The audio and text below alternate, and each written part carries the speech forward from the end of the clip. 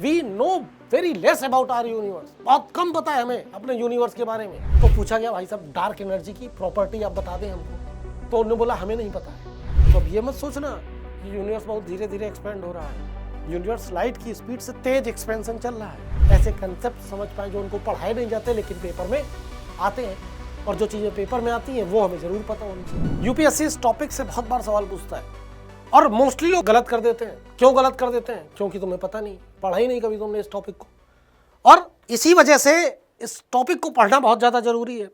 और इस टॉपिक को मैं तुम्हें बहुत डिटेल से समझाने वाला हूँ, और कभी भी अब तुम्हारा सवाल इस टॉपिक से गलत नहीं होगा। तो पहले तो ये बताओ what is composition of universe, अगर तुम्हें पता है कितना मैटर है यूनिवर्स में, अगर तुम्हें ये पता है तो इसका उत्तर दो, फिर हम आगे बात करेंगे। तो अब हम अपने क्लास को शुरू करते हैं, तुम्हें बताते हैं कि कितना मैटर है यूनिवर्स में और हमें कितना पता है। तो let me tell you, we know very less about our universe, बहुत कम पता है हमें अपने यूनिवर्स के बारे में। चलो डिस्कशन शुरू करते हैं। तो this is about the composition of universe, one of the most important topic for the prelims. Then what is the composition? So sir, you know that in this universe, the observable universe that we know, अब जो universe हम देख सकते हैं उसमें matter, सारा का सारा मैटर कितना है? सिर्फ 5%, अप्रॉक्सीमेटली 5% है मैटर। तो फिर भैया क्या है? और इसी मैटर से सब कुछ बना हुआ है, हमारे स्टार, प्लैनेट, तुम, हम, अर्थ, मून, सब कुछ इसी प्लैनेट से बना है। जो भी तुम पूरे यूनिवर्स में देख सकते हो, न्यूट्रॉन, स्टार, ब्लैक होल, सब इसी मैटर से बने हुए हैं। और ये सिर्फ 5% है। हर चीज जिससे बनी हुई है वो सिर्फ 5% है। हर चीज जो हम देख सकते हैं, महसूस कर सकते हैं। तो बाकी 95% क्या है? बाकी 95% क्या है? This is mystery. और यही सवाल आएगा, सीधे डायरेक्टली पूछेगा। अभी रुको, अभी आंसर करते हैं। फिर बेटा approximately 27%, approximately 27% we have the dark matter. Dark matter, अब डार्क मैटर क्या होता है? डार्क मैटर एक ऐसा मैटर होता है जो लाइट से इंटरैक्ट नहीं करता है। लाइट के साथ उसका कोई इंटरेक्शन नहीं है, लाइट से उसका कोई लेना देना नहीं है। अब अगर लाइट के साथ कोई इंटरेक्शन नहीं है, डार्क मैटर ना ही रिफ्लेक्ट कर रहा है लाइट को, ना ही एब्जॉर्ब कर रहा है।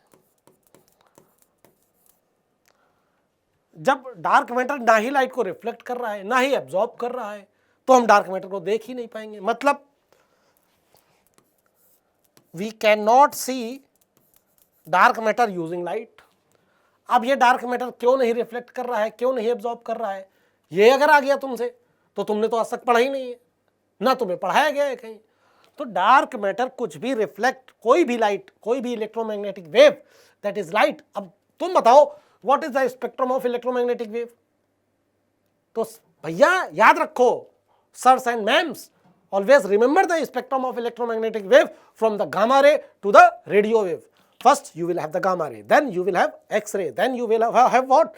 Then you will have UV rays, then you will have visible light, then you will have infrared, then microwave, then radio wave। और ये इसी तरह से याद रहनी चाहिए।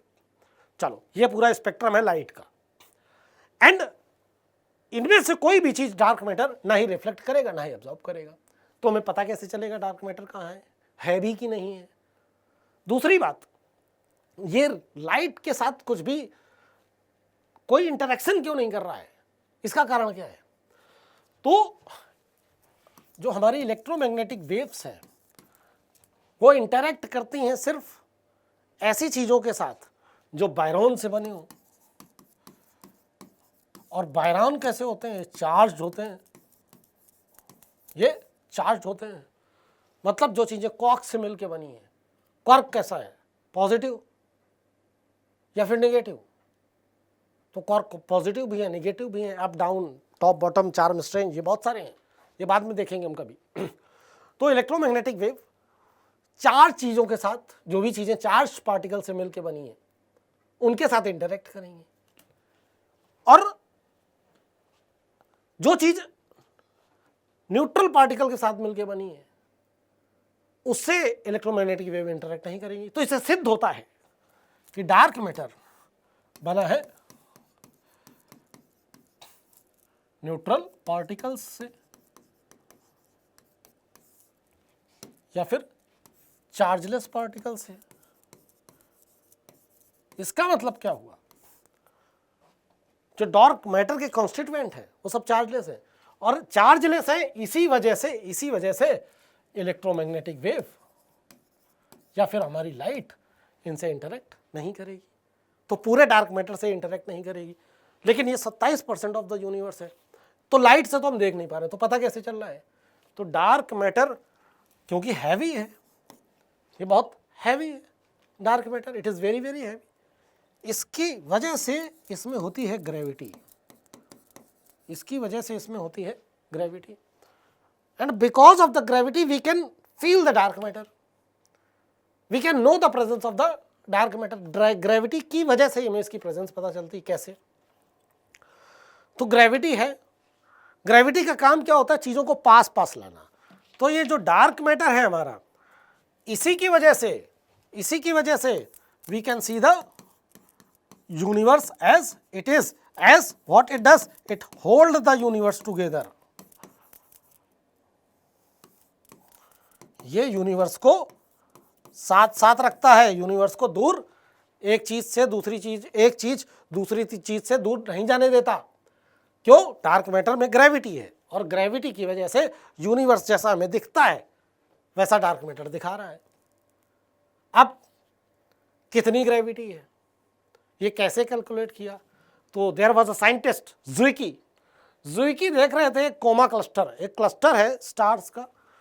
क्लस्टर क्या होता है? जब बहुत सारी गैलेक्सीज एक साथ रहती हैं तो उसको हम बोलते हैं क्लस्टर। और हम किस क्लस्टर में रहते हैं? मिल्की वे किस क्लस्टर में है? मिल्की वे हमारी गैलेक्सी है, तो मिल्की वे किस क्लस्टर में है? मिल्की वे है लोकल ग्रुप में। और लोकल ग्रुप किस में है? एक बड़ा सुपर क्लस्टर, जब बहुत सारे सुपर क्लस्टर साथ में आते हैं तब उसको हम बोलते हैं सुपर क्लस्टर। और वो कौन सा है? वो है लाइनेकिया। चलो आगे बढ़ते हैं। तो जुइकी देख रहे थे कोमा क्लस्टर को। अब वहां पे उनको पता चला कि यहां पे बहुत ज्यादा डार्क मैटर है। तब उन्होंने डार्क मैटर का सिद्धांत दिया, उनने इसको डंकल मैटर बोला, क्योंकि जुइकी जर्मन थे, 1932 में देख रहे थे वो, उनने इसको डंकल मैटर बोला। उनने बोला कि डंकल मैटर में ग्रेविटी है, एंड डंकल मैटर की वजह से थिंग्स आर होल्डिंग टुगेदर, और ये है 27% ऑफ द यूनिवर्स। और डार्क मैटर की स्टडी करने के लिए थोड़े दिन पहले यूरोपियन स्पेस एजेंसी ने एक टेलीस्कोप भेजा था, उसका नाम था यूक्लिड, लैग्रेंज पॉइंट 2 में, जहाँ पे जेम्स वेब स्पेस टेलीस्कोप भी है। अभी नासा एक टेलीस्कोप भेज रही है डार्क मैटर को स्टडी करने के लिए, नैन्सी रोमन टेलीस्कोप, ये भी L2 पॉइंट में जाएगा। तो ये तो है हमारा dark matter 27%। Dark matter interact with the gravity, it does not interact with the electromagnetic wave because it is made up of the chargeless particles. Clear? ठीक है। अब बाकी बच गया 68%। तो ये 68% बेटा क्या है? ये है हमारी डार्क एनर्जी। ये 68% है हमारी डार्क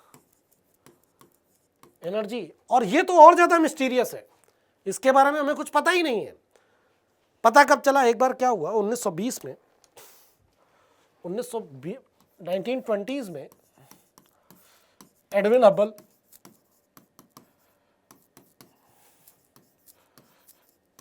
हबल टेलीस्कोप से देख रहे थे, तो उनने देखा कि that universe is expanding,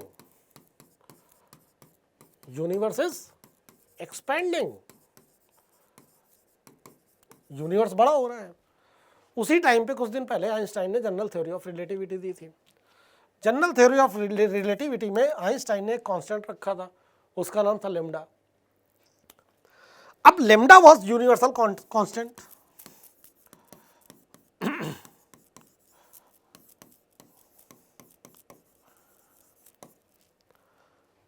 Einstein को अपने आखिरी दिनों में ये लगने लगा था कि ये लेम्डा उनके जीवन की सबसे बड़ी गलती है, उनको ये लगने लगा था। उन्हें बोला भी था, पब्लिश भी किया कि लैम्डा उनके जीवन की सबसे बड़ी गलती है, ऐसी कोई चीज़ है नहीं। अब एडविन हब्बल ने देख लिया कि यूनिवर्स एक्सपैंड हो रहा है, लेकिन उस टाइम पे हमारे पास कोई ऐसे टेलीस्कोप नहीं थे कि हम बहुत बेहतर तरह से इस्टेब्लिश कर पाते चीज़ों को कि यूनिवर्स एक्सपैंड हो रहा है। अब क्या हुआ, रिसेंटली नासा ने कुछ ऑब्जर्वेशन की, 1990s के बाद ये ऑब्जर्वेशन स्टार्ट हो गए। जब 1990s के बाद ये ऑब्जर्वेशन स्टार्ट हुए तो हमें ये पता चला यूनिवर्स सिर्फ एक्सपैंड नहीं हो रहा है, इसके एक्सपेंशन की स्पीड भी बढ़ रही है। ये लो, आप बताओ, यूनिवर्स के एक्सपेंशन की स्पीड भी बढ़ रही है, हमें ये पता चला। और ये एक्सपेंशन की स्पीड क्यों बढ़ रही है? ये एक्सपेंशन की स्पीड बढ़ रही है because of the dark energy. तो पूछा गया, भाई साहब डार्क एनर्जी की प्रॉपर्टी आप बता दें हमको। तो उन्होंने बोला हमें नहीं पता है, बिकॉज ये किसी चीज़ से इंटरेक्ट कर नहीं रही है और इसके बारे में बहुत कम पता है। तो जो पता है, जो हमारे एग्जाम में आ सकता है, तो उन्होंने बताया कि डार्क एनर्जी होती है निगेटिव प्रेशर। डार्क एनर्जी क्या होती है? Negative pressure. प्रेशर सब कुछ अंदर की तरफ खींचता है, ये निगेटिव प्रेशर है तो ये सब कुछ बाहर की तरफ फेंकेगी, ये सब कुछ बाहर की तरफ फेंकेगी। तो जब ये नेगेटिव प्रेशर है तो ये यूनिवर्स को एक्सपेंड करेगी, ठीक है, यूनिवर्स को एक्सपेंड करेगी, ये प्रॉपर्टी है इसकी। अब दूसरी बात उन्होंने ये बताई कि डार्क एनर्जी इज, फिर ये पूछा गया कि सर स्पीड क्यों बढ़ रही है यूनिवर्स के एक्सपेंशन की? तो उन्होंने बोला स्पीड इस वजह से बढ़ रही है कि डार्क एनर्जी इंक्रीज हो रही है। क्या हो रही है? डार्क एनर्जी इंक्रीज हो रही है। तो उन्होंने बोला डार्क एनर्जी आ कहां से रही है, डार्क एनर्जी इंक्रीज कैसे हो रही है? मैटर तो उतना ही है जितना बना था बिग बैंग के टाइम पे, मैटर उतना ही, मैटर ना इंक्रीज हुआ ना डिक्रीज हुआ, बस फॉर्म चेंज हो गया, कभी मैटर एनर्जी बन गया, कभी एनर्जी मैटर बन गई। तो पूछा गया सर डार्क एनर्जी इंक्रीज कैसे हो रही है? तो उन्होंने बोला डार्क एनर्जी क्या है, ये प्रॉपर्टी है किसकी? ये प्रॉपर्टी है वैक्यूम की। वैक्यूम अपने आप डार्क एनर्जी बनाता है। आप समझ आया, अच्छा ये वैक्यूम की प्रॉपर्टी है। फिर उन्होंने बोला कि the quantity of the dark energy is increasing but not the density. ये लो, और फंसा दिया। डार्क एनर्जी की density it remains constant, the density of dark energy remains constant. अब ये तो और फंसा दिया, एनर्जी डेंसिटी कांस्टेंट है और क्वांटिटी बढ़ रही कैसे? आप इस बात को समझो, समझने का प्रयास करते हैं। सपोज पहले यूनिवर्स इतना था और ये कुछ डेंसिटी है डार्क एनर्जी की, इस तरह से डिस्ट्रीब्यूशन है। एक बलून सोचो, ये डिस्ट्रीब्यूशन है। अब इसको क्या हुआ, इसको अगर फुला दिया जाए इस बलून को, तो अब देखो डेंसिटी बढ़ गई, इसको फुला दिया, लेकिन डेंसिटी शुड बी सेम। अब देखो ये बॉक्स दूर दूर चले गए ना, ये यूनिवर्स है और डार्क एनर्जी की डेंसिटी सेम है। इसको अब देखते हैं, ये एक डेंसिटी है डार्क एनर्जी की, इतनी डेंसिटी है। अब इसको जब यूनिवर्स बड़ा होगा, क्योंकि यूनिवर्स एक्सपेंड हो रहा है, अब देखो इसकी डेंसिटी बढ़ती जा रही है, क्योंकि यूनिवर्स बड़ा हो रहा है, और बढ़ गई डेंसिटी। लेकिन डार्क एनर्जी के साथ ऐसा नहीं होता है। क्यों ऐसा नहीं होता है? क्योंकि यूनिवर्स जैसे जैसे बढ़ेगा डार्क एनर्जी अपने आप उत्पन्न होती रहेगी, क्योंकि डार्क एनर्जी वैक्यूम की प्रॉपर्टी, इधर वैक्यूम है, अब यूनिवर्स इतना बड़ा हो गया तो ये डार्क एनर्जी ने बाकी स्पेस को भर दिया, तो डार्क एनर्जी कम नहीं हुई। अब बाकी स्पेस को भरने के लिए नई एनर्जी आई, तो ये जो नई एनर्जी आई, नई डार्क एनर्जी आई, ये जो यूनिवर्स एक्सपेंड हुआ, यहाँ पे जो डार्क एनर्जी आई, ये क्या है? ये एक्स्ट्रा एनर्जी है। मतलब कि डार्क एनर्जी इंक्रीज हो गई, लेकिन डेंसिटी सेम रहेगी हर जगह, पूरे यूनिवर्स में डार्क एनर्जी की डेंसिटी सेम रहेगी। और जैसे जैसे डार्क एनर्जी बढ़ती जाएगी वैसे वैसे एक्सपेंशन की स्पीड बढ़ती जाएगी, क्योंकि डार्क एनर्जी एक्सपेंशन कॉज करती है। जितनी ज़्यादा डार्क एनर्जी उतना ज़्यादा एक्सपेंशन होगा। और तो और यूनिवर्स में हमसे लगभग 13.8 बिलियन लाइट ईयर्स अवे, तुम्हें पता है एक्सपेंशन की स्पीड क्या है? वो लाइट की स्पीड से भी तेज है, faster than the speed of light.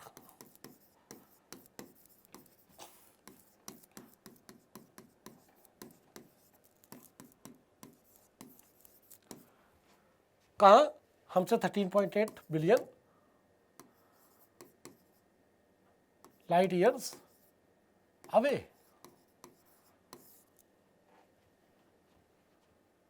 Expansion speed of the universe is faster than the speed of light. Yes, तो अब ये मत सोचना कि यूनिवर्स बहुत धीरे धीरे एक्सपेंड हो रहा है। यूनिवर्स लाइट की स्पीड से तेज एक्सपेंशन चल रहा है। मतलब जितनी देर में हमने एक चीज़ सोची भी, एक सेकंड में 3 लाख किलोमीटर से ज़्यादा एक्सपेंशन हो चुका है यूनिवर्स का। क्यों? क्योंकि डार्क एनर्जी है यहाँ पे, और डार्क एनर्जी हमेशा कांस्टेंट रहती है, डेंसिटी में कांस्टेंट रहती है, क्वांटिटी बढ़ती रहती है डार्क एनर्जी की। थोड़ा सा कठिन टॉपिक है, लेकिन यूपीएससी का फेवरेट टॉपिक है, और इस तरह का सवाल आएगा तो गलत कर दोगे, इसलिए इस सारे नोट्स बना लेना ये। फिर अब बात करते हैं हमारे विजिबल मैटर की। अभी तो विजिबल मैटर पे बात ही नहीं करी। 5% है ना विजिबल मैटर, इसी को बोलते हैं ऑर्डिनरी मैटर।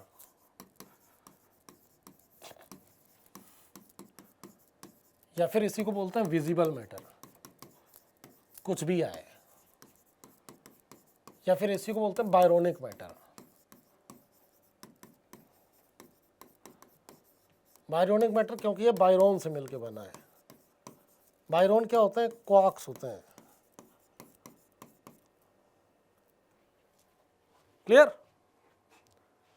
तो ये है क्या हमारा बायरोनिक मैटर या विजिबल मैटर या ऑर्डिनरी मैटर। एटम, सारा का सारा एटम क्या है? ऑर्डिनरी मैटर है। और सब कुछ बेटा एटम से ही मिलके बना है। ये फ़ोन, ये रिमोट, हर चीज़, तुम्हारे अंदर का डीएनए, तुम्हारे अंदर की हर सेल एटम से ही बनी है।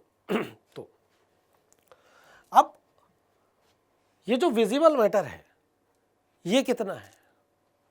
5% में से, टोटल 5% तो है पूरे यूनिवर्स में, क्योंकि 27% डार्क मैटर है, 68% डार्क एनर्जी है, 5% विजिबल मैटर है। तो अब इस 5% को भी बांटते हैं। 5% में क्या क्या है और कितना कितना है? तो बेटा यहाँ पे 4% के आसपास तो है नेबुला में। किसके फॉर्म में? हाइड्रोजन और हीलियम के फॉर्म में। यहीं पे होती है स्टार मेकिंग, नेबुला में ही स्टार बनता है, नेबुला में ही स्टार मेकिंग होती है। तो ये तो हो गया 5% नेबुला में, सॉरी 4% नेबुला में। 4% के बाद 0.5% ये है स्टार्स के पास।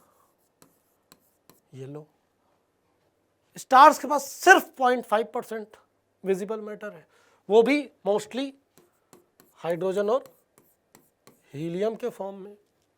देन इसके बाद 0.03% है heavy elements.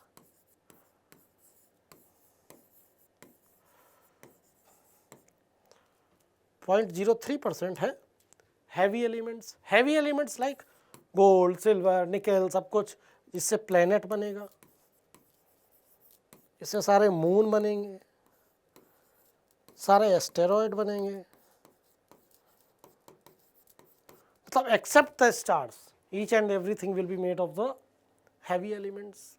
Okay, now 0.3% we have neutrino। ये चार्जलेस है, और न्यूट्रिनो को ही हम बोलते हैं क्या? Ghost particle.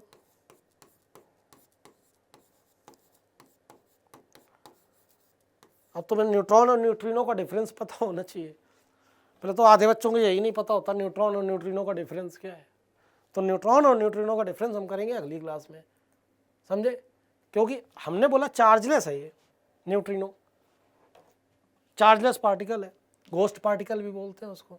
चार्जलेस तो तुम्हारा न्यूट्रॉन भी है, लेकिन न्यूट्रिनो फंडामेंटल पार्टिकल है, न्यूट्रॉन क्वार्क से मिलकर बना है। न्यूट्रॉन बड़ा होता है, न्यूट्रिनो बहुत छोटा है, चार्जलेस है, फंडामेंटल पार्टिकल है। बाकी न्यूट्रिनो के बारे में इंडिविजुअल वीडियो बनेगा। तो this was the composition of universe. एक बार रिवाइज कर लेते हैं, हमने क्या किया, क्या था हमारे पास यूनिवर्स में 5% विजिबल मैटर,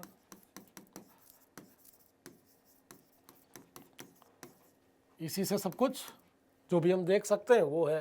देन बेटा 27% we have the dark matter. Dark matter क्या करता है, it does not interact with electromagnetic wave. ये किससे बना है, चार्जलेस पार्टिकल से मिलके बना है। किसके साथ इंटरैक्ट करता है, ग्रेविटी के साथ। काम क्या करता है, होल्ड द यूनिवर्स। क्लियर। अब नाउ कैसे मिल्की वे और एंड्रोमेडा पास पास आ रही हैं, कुछ दिन बाद ये कोलाइड करेंगी, बड़ी बड़ी गैलेक्सीज हैं। ये किसकी वजह से, डार्क मैटर की वजह से। देन बेटा वी हैव 68%, वी हैव 68% क्या, डार्क एनर्जी। डार्क एनर्जी काम क्या है, एक्सपेंशन ऑफ यूनिवर्स। ये quantity of dark energy, it increases, and when the quantity increases, it accelerate expansion। और यही है आइंस्टाइन का लैम्डा, डार्क एनर्जी, जो हमें बाद में पता चला। Then its density of dark energy,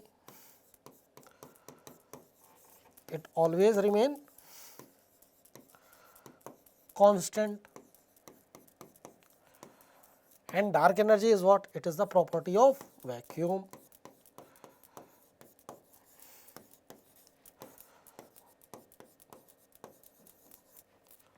so this is dark energy। ये भी किसी भी इलेक्ट्रोमैग्नेटिक वेव से इंटरैक्ट नहीं करती है।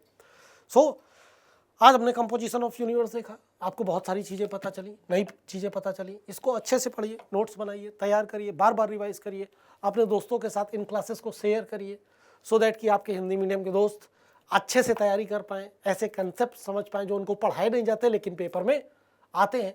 और जो चीज़ें पेपर में आती हैं वो हमें ज़रूर पता होनी चाहिए। क्या आपको पता था न्यूट्रिनो के बारे में, क्या आपको पता था ये कंपोजिशन ऑफ यूनिवर्स, नहीं पता था तो इस वीडियो को शेयर करिए ज़्यादा से ज़्यादा लोगों के साथ, लाइक करिए, कमेंट करिए, आप मुझसे सवाल पूछिए, कौन कौन से सवाल पूछने हैं, किस टॉपिक्स पे आपको प्रॉब्लम्स हैं, हम वो सारी सीरीज़ लेके आएंगे, सारे टॉपिक्स कवर करेंगे, सो दैट कि आपका यूपीएससी प्रीलिम्स आसान हो पाए। और इस सीरीज़ का पूरा मतलब यही है, सो दैट कि आपका प्रीलिम्स आसान हो। इसी के साथ इस वीडियो ख़त्म करते हैं। Thank you very much.